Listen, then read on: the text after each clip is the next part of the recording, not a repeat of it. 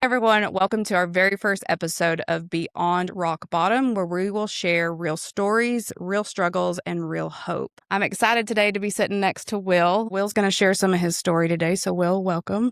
You had quite the drive out here from Jackson, Tennessee. Yes. How far is that? Just looked it up. It's 4 hours and 45 minutes. Ooh, wow. Yeah, lots That's a long of trees. drive. At least it gets prettier coming back, out this way. Going out that way isn't too pretty. You're kind of losing the mountains a little bit. Exactly. There's something special about East Tennessee when you start coming out this way. It is. I've loved it up here the whole time I've been up here. A little hot, but just the mountains, the rivers, the lakes, creeks.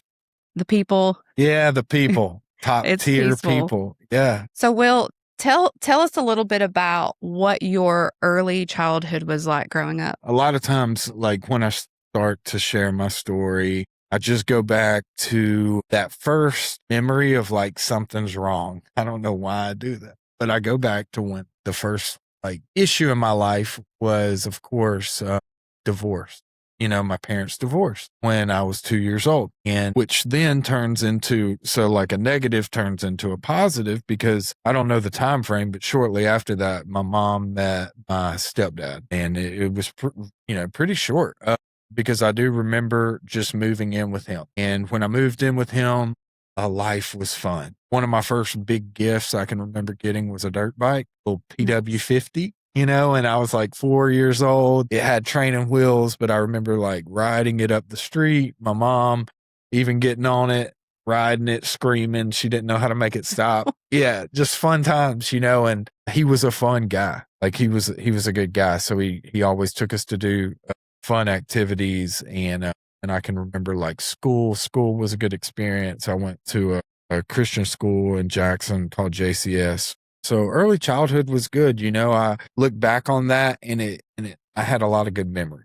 As a kid, lots of friends, always having what I need. So you're originally from Jackson then? I am. That's awesome. Yeah. A lot of folks can't get clean and continue to live in their hometown. Seen it a bunch. So when did you start to notice that things were different? Okay, so at that school, again, a Christian school, of course, majority of people there go to church. That was one of the indicators that my life is slightly different than y'all's. We didn't really go to church. And then even the lifestyle of being at home was kind of everybody, when I would go stay the night at their house and they're eating food at the table and they're praying before they eat and all these different things, we're different. Not going to church. I'm taking the food to my house or taking the food to my room. When I go eat, I'm watching Nickelodeon. It wasn't bad, but it was also not a structured, religious environment.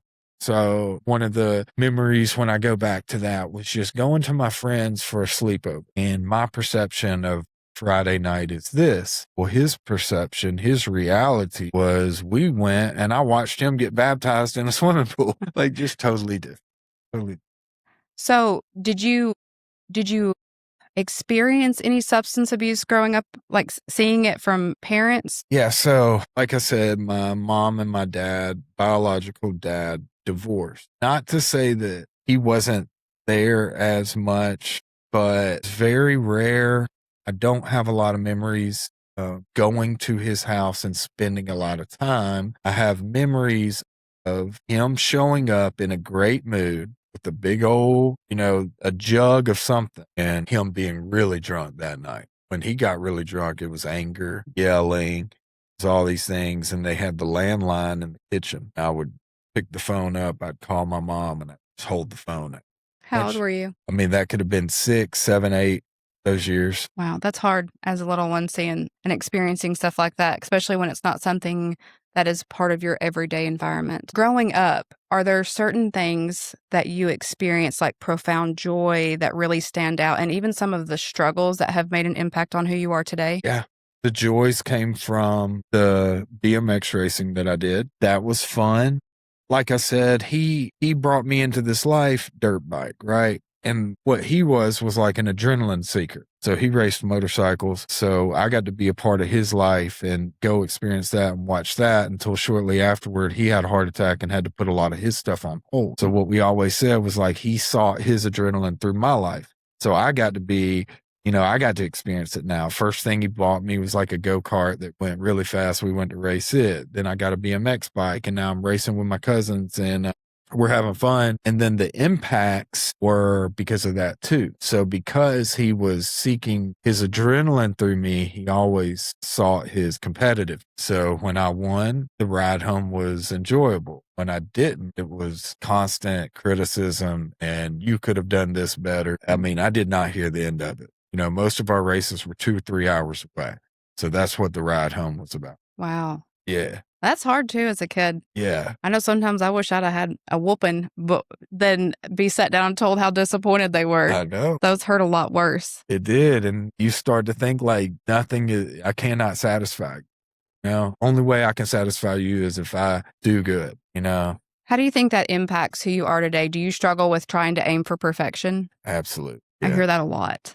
Yeah. Yeah. I had a talk with a guy twice this week about perfection and how it's unobtainable, for one. So I'm chasing something that isn't real and I carry the pressure, right? So even if the responsibility is not mine, I'll take the pressure and I'll hold on to it, and I'll be like in the big book how it talks about the actor and the director, and I'll try to play both parts. And I mean, you're going to set yourself up for It failure. never goes the way you want.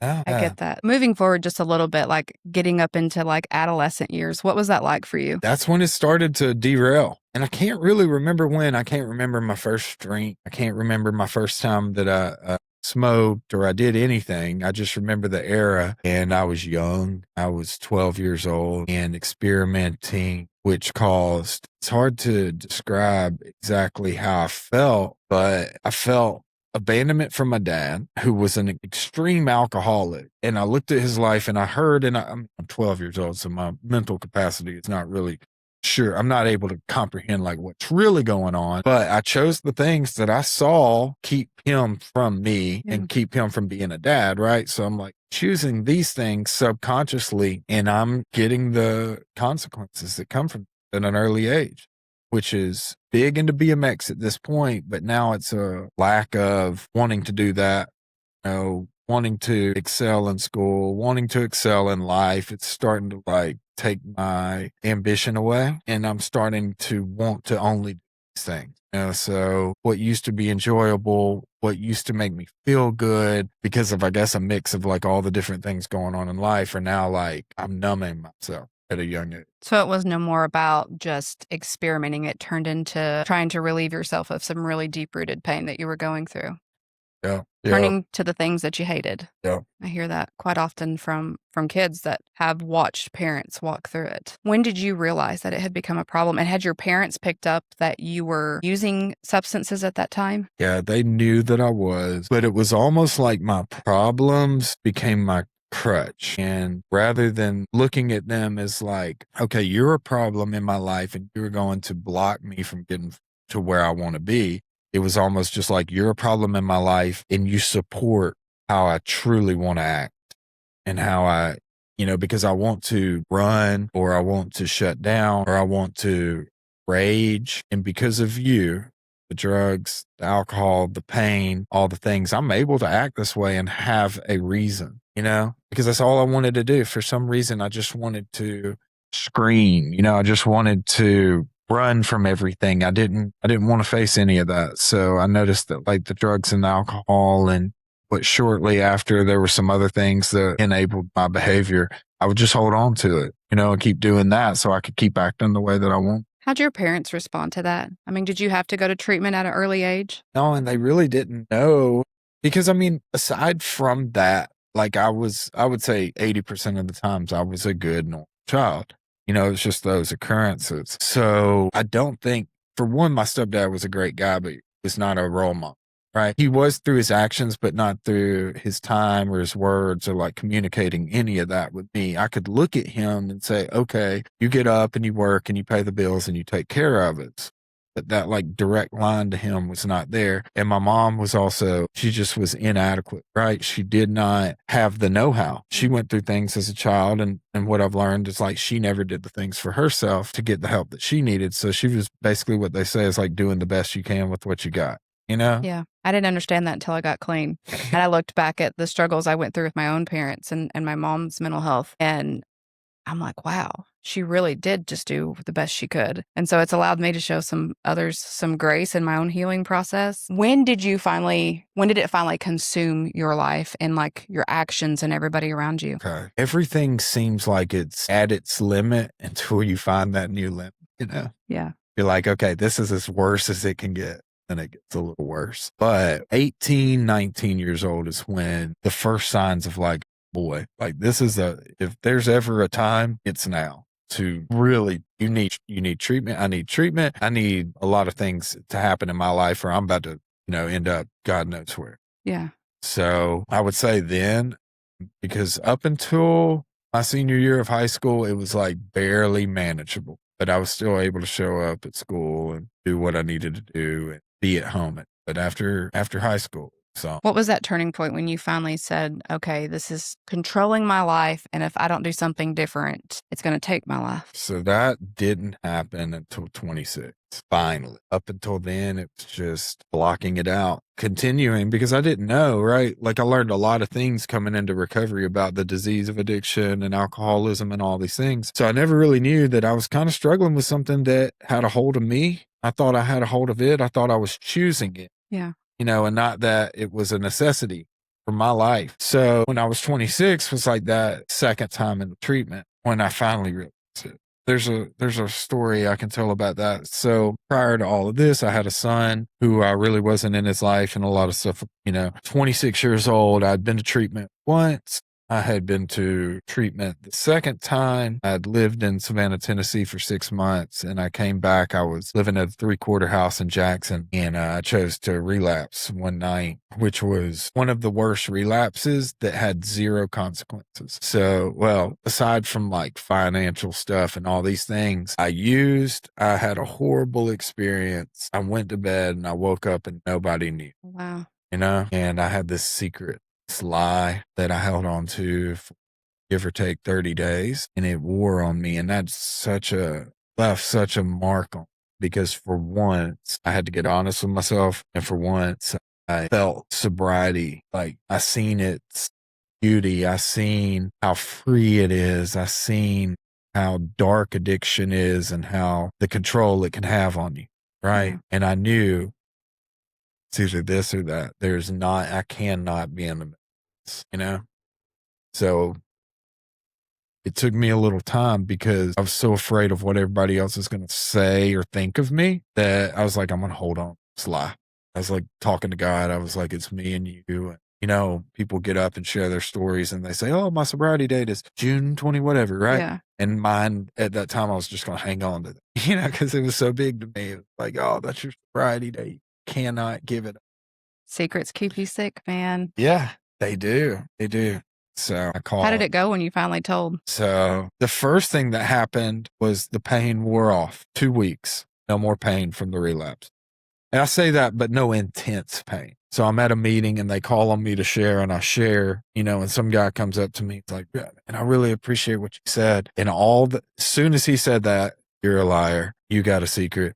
It started talking to me. So I would give it another week or two and I woke up and I had a guy in my sober living who was my roommate the whole way through. And I called him at like 5 in the morning. I said, wake up, brother. I got to talk. I called him, told him. Then I called my sponsor and told him. And that was just, I can Huge breathe. weight lifted. Absolutely. And I remember telling everybody I saw after that, hey, this is what I'm going. This is what happened.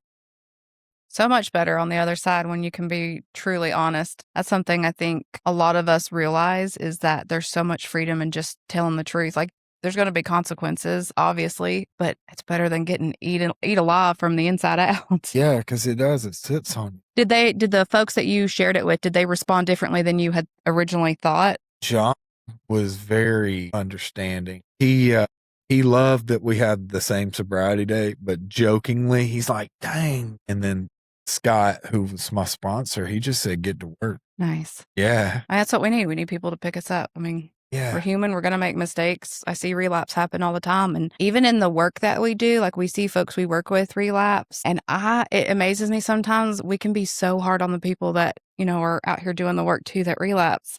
Instead of showing folks grace, I'm like, we got to do better. I mean, they're one of us too. So you went to treatment twice. Yeah. And the second time you've been in recovery how long now? I'll have 9 years in December. That's exciting. Yeah. So over the last 9 years, what are some of the things that you have got to experience in recovery that, addiction took away from you?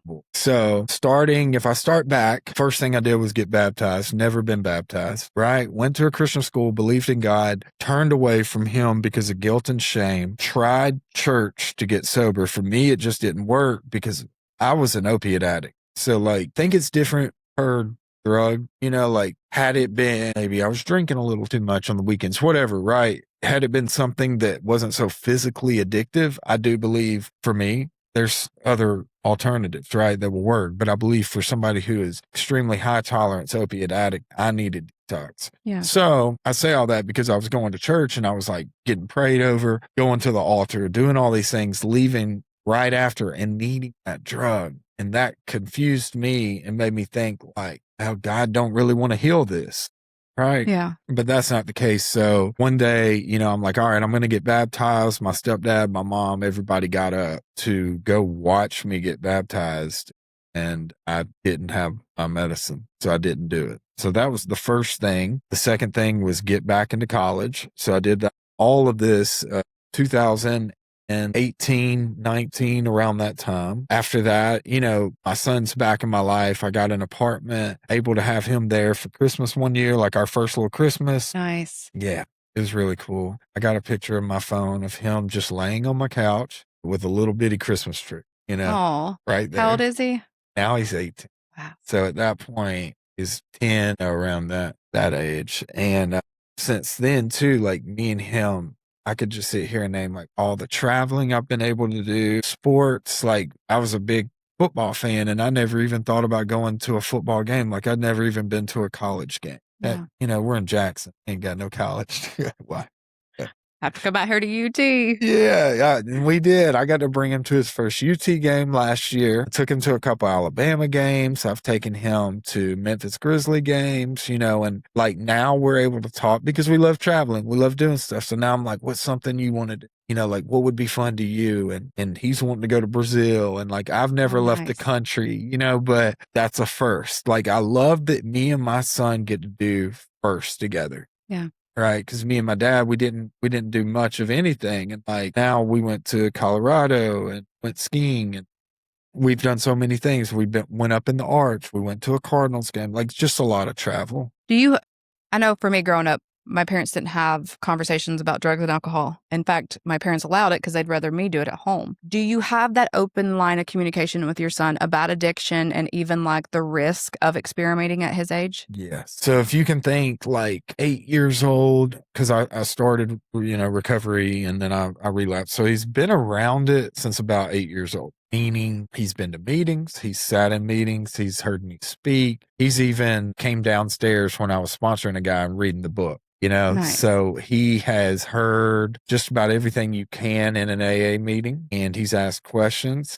and he's seen it, and he has met people who he's seen sober and he's seen them relapse. He has seen people actively, one guy overdosing on fentanyl, right? Because he's just been around, right? So the conversation I have with him is I know what it's like to be a 17-year-old boy. Yeah. I know the experiments that you're probably going to have. And I highly, people might not agree with me on this, but I say, find out if you're an alcoholic, find out if you like weed, but let's not find out what these pills are. I agree. It's different. I mean, it really is from growing up when you were a kid, when I was a kid, it's not the same stuff. It's your chances of death are way higher than not. I'll tell them that. Dude, what people say is this, they have no clue. And I give him stories, and I've pulled up stories because back home there was 3 girls going to graduation who smoked weed laced with fentanyl, and 2 of them died on the way to graduation. I'm like, this is real. Your dad's not trying to scare you. Yeah. This is a legit story that happened 30 minutes up the road. So I want you to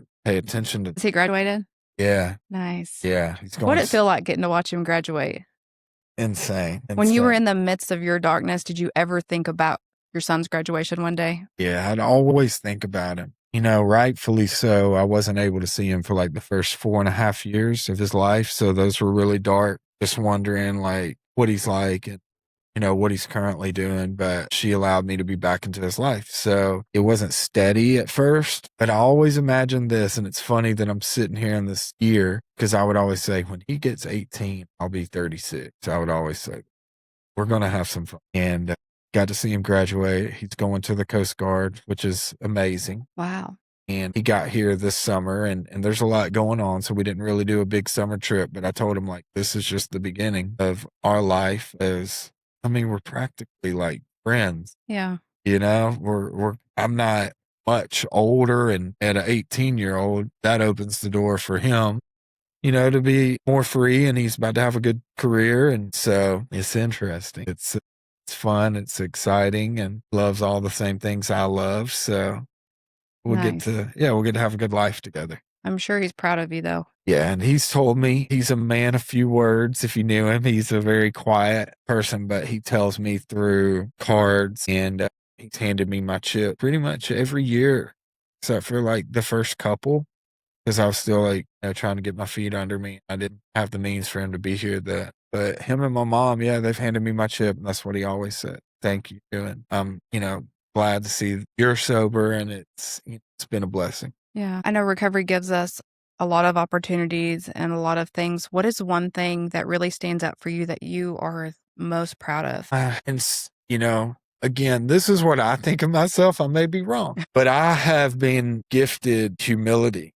Without recovery, I would have never heard Rick Luttrell say, "I've never seen a humble man get drunk." That's what he would always say. So I've never seen it. I've never seen a humble man or a grateful man relapse. God, okay, I better get humble. What's humble? Is that humiliating? I've been humiliated a lot. It's like, no, it's not that. He was like, that's a part of becoming humble, right? Being humble. But being humble is, like he said, was not thinking of myself, not thinking less of myself, but thinking of myself less, And then even in the Bible, you probably know the verse. I can't really remember the verse, but it's about, just eyes on God, not on myself. Yeah.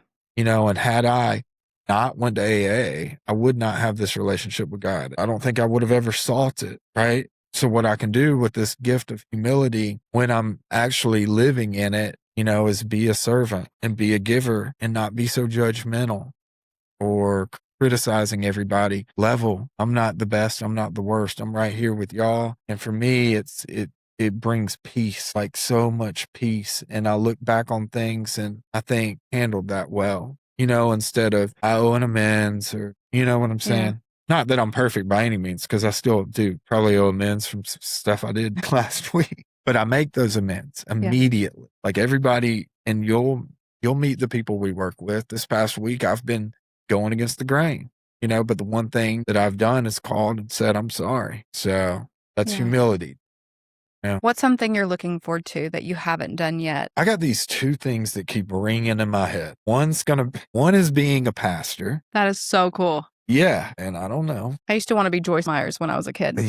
I used to stand in front of the mirror and like say the things she would say. I wanted to be Joyce Myers so bad. I didn't know who God was then. Like I had an idea of what God was. But it's so different. People don't teach that it's not about just showing up on a church service. Like it's a true relationship, and that's different. So that's really cool. Yeah. I think you can do it. Yeah. It's probably surprising, but the other one, so just I want to talk real quick about that.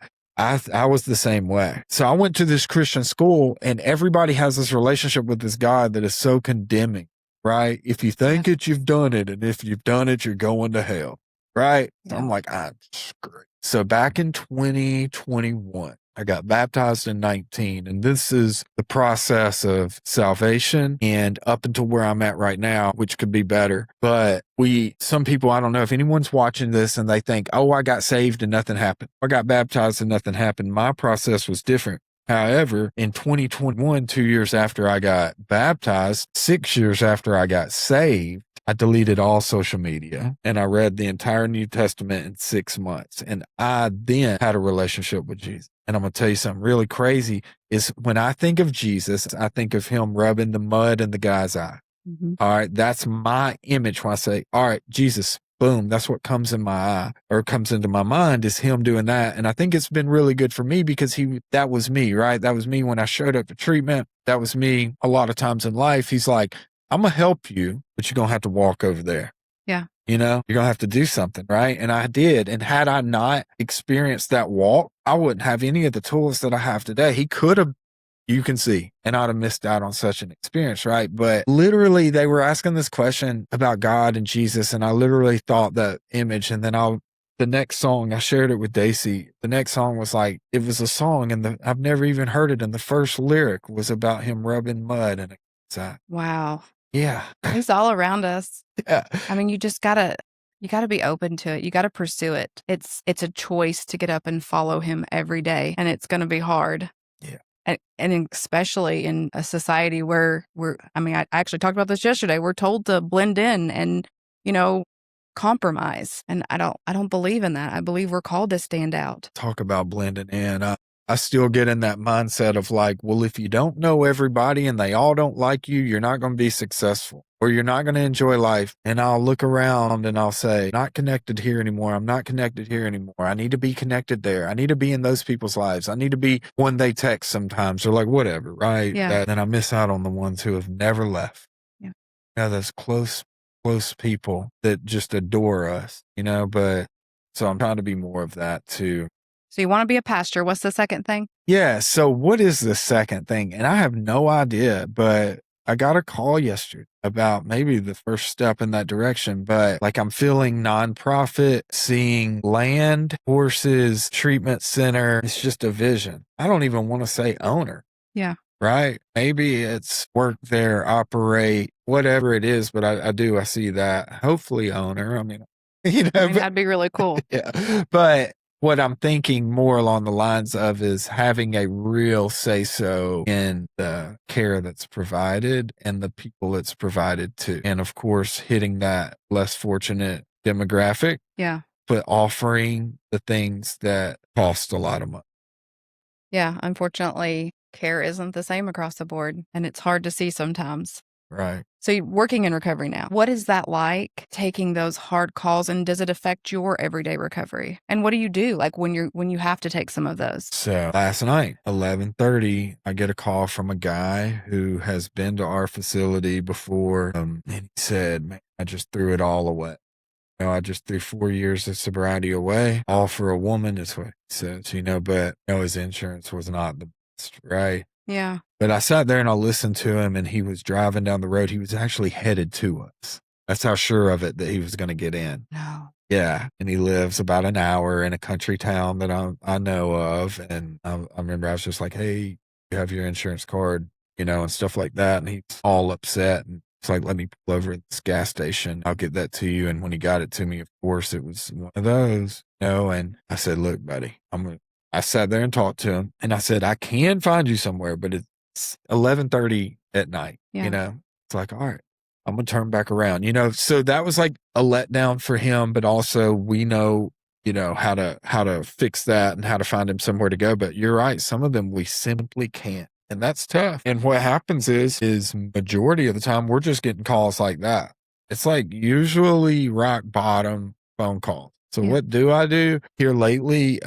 I haven't done too much for it, but I'm starting to notice like the fatigue, the wear that it puts on you, and noticing that like we're constantly, whether it's that or any other area of treatment, we're kind of putting out fire after fire after fire. Yeah. And it really does. It wears me out. So I just signed up or going to sign up. I got the guy's name for counseling. Now I'm going to go do some counseling. Nice. Yeah, I've never done it. It's easy for us to lose sight of our own recovery when we are immersed in the work every day. How do you find balance between what's yours and what's work? Right. So what's mine is usually the things that I'm not getting paid to do. That's just how I separate it. So when I have a guy come over to my house to read the book, or I go to a meeting and I stand in a parking lot, whatever those talks are and how that looks and stuff like that, and I say, this is not paid for by my company. That's how I determine it's self-recovery. When you're in the public doing the work that we do you ever go into a meeting and feel like you're getting pulled into work even though you're there for yourself? Yeah, that can happen. A lot of people, it happens. It don't happen much, but I've had people, bring somebody up to me and they're like, hey, you need to talk to this guy and stuff like that. And it does. You can feel it. You can feel the switch go from recovery to work. Yeah. Yeah. Yeah. And not me, but a lot of people struggle with that. Counselors and therapists that are in small towns that go to meetings because they don't offer a lot of meetings in that town. I've heard them talk about that, about how they're not able to talk. They're not able to share, Yeah. and vice versa. The clients feel that way too, because he's like, what if I did want to bring this to the table, but Yeah. I'm gonna get in trouble if I talk about it, It's hard, especially in the rural communities. Mm-hmm. I mean, there's times I've had to travel outside of the area just because of the roles and positions I've been in. Yeah. Walked in and been asked, oh, can you speak tonight? I'm like, I ain't got nothing to give. No. Right. And so I get it, but it's so important for, somebody watching that may be new to the field and trying to find that balance to make sure that your work doesn't become your recovery, because it's not. Your recovery will always suffer, and the people you're serving, because if you're not taking care of yourself, I don't know about you, but like I get really short and kind of snarky sometimes when I'm burnt out and not worked on myself. 100%. And I hate that. Like I don't want to hinder somebody else's process, especially when they're ready and they're calling. That's true. Daniel, my sponsee, and he validates me, and I'm like, don't. It's like, I know you're busy. I said, don't tell me. Don't give me that excuse, because yes, I am, but no, that is not an excuse.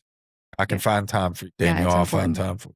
So what would you say to somebody watching today that might be in the midst of their darkness and struggling, but might be playing with the idea of reaching out? What would be a word of advice for them? For one, I just like to empathize with those people real quick. And I like to always tell people, like, yes, I feel exactly how you feel. I've felt there. I've been there. I know, whether it's your first time or your 10th time, the guilt, the shame, the everything. But what I've always heard a guy say at AA is, if anyone deserves this, why not you? Right? Mm-hmm. And you think, I can give you about 100 reasons why not. Yeah. Find that one reason you deserve it. If you can come up with one good reason, I'm a child of God. I never meant for it to turn out like this. That's a good one. I didn't know what I was getting into, right? Put the blame somewhere else. Don't hold on to that blame and let it go. You can literally blame whatever, because it's a disease. It's addiction. It's something that we cannot control this thing. We are powerless, right? Blame that. Blame your parents, blame whatever you want to blame, enough to say, I'm going to call and do this because I deserve it, right? Yeah. Well, if you could stand in front of yourself in your darkest moment and tell yourself one thing, what would it be? This. So I heard this at church, and I don't know if this is what derailed me at 13, but it was, God loves you unconditional. And guess what? There is nothing you can do right now to make him love you more or love you less. When I understood that, I was like, whoa, that's a different kind of love than I'm used to, because I always felt like I needed to earn people's love. Yeah. Or I burned it. Like I'm either gaining it or I'm pushing it away. But with God, it's like, no, like I literally unconditionally love you, regardless of whatever mistake you've ever made, your current situation, your best day, when you went out and did the best Lord's work of them all, or that day that you stole money from your grandma. Guess what? God loved you the same. As much as someone can love, can't even comprehend that love. That's how much he loved you. And if I knew that, right, I would have been like, wow. Yeah. But it's a hard concept to understand and fully accept when you're not even in a space to love yourself. But man, when you do, there's something so beautiful about it. Yeah. I want to thank you for sitting down with us today and sharing your story and being vulnerable. And for those of you watching, if this resonates with you and you want to come and share your story with us, please reach out. And if you're struggling and you're ready to do something different, please reach out, make that call. Give me a call, give Will a call. Somebody on our team will help get you connected with the services that you need. Thanks.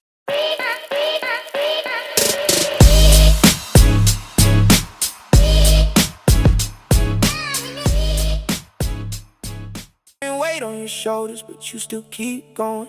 Every scar on your heart got a story behind it. But you walk through the fire like you already climbed it. People don't see the nights you cried, the days you broke, but you still still stood tall even when you lost hope. You stronger than the pain they tried to take your